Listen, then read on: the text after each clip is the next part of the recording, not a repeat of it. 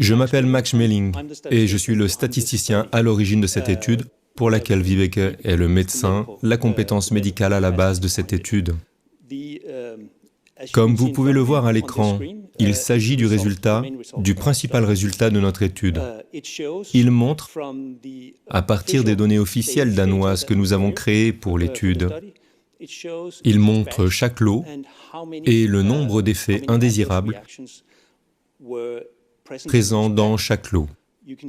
Vous pouvez voir que sur l'axe Y, l'axe vertical, et sur l'axe horizontal, vous pouvez voir la taille des lots. Je devrais peut-être simplement mentionner qu'un lot est une unité de vaccin qui est produite, remplie dans des flacons, emballée et envoyée dans différents pays. Comme vous pouvez le voir sur le graphique, certains de ces lots sont très petits, certains d'entre eux sont très importants. Et dans ce cas, si nous supposons que nous voyons un vaccin normal, un très bon vaccin, quelque chose qui a été produit de façon très cohérente, nous verrions une ligne presque parfaite. Une ligne presque parfaite.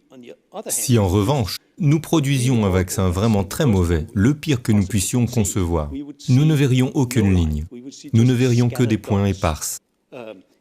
Dans ce cas, nous voyons trois, pas une, mais trois lignes.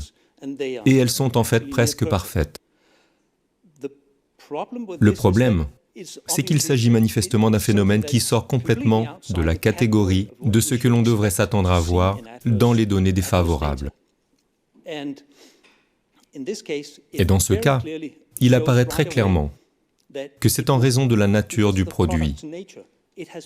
Il a été impossible pour les participants, pour les vaccinés, pour les personnes qui ont reçu les vaccins, de donner leur consentement éclairé.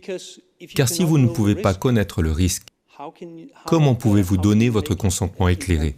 Comment donner un consentement éclairé? C'est la principale conclusion de cette étude. Mais ce qui est également très troublant, c'est que cela montre un système, une structure dans les données. Des réactions indésirables. Les erreurs de production sont par nature aléatoires. Mais ce cas-ci montre une structure. Nous n'en connaissons pas encore la raison. Mais il est évident que nous étudions cette question, comme nous l'avons également mentionné. Mais pour l'instant, nous ne savons pas pourquoi. La seule chose que nous savons, c'est que cela ne devrait absolument pas être le cas. C'est pourquoi il s'agit d'un signal de sécurité très alarmant, comme cela a été mentionné. Et je voudrais insister à nouveau sur le fait qu'il est absolument impossible de donner un consentement éclairé. Et je pense que j'aimerais m'arrêter là.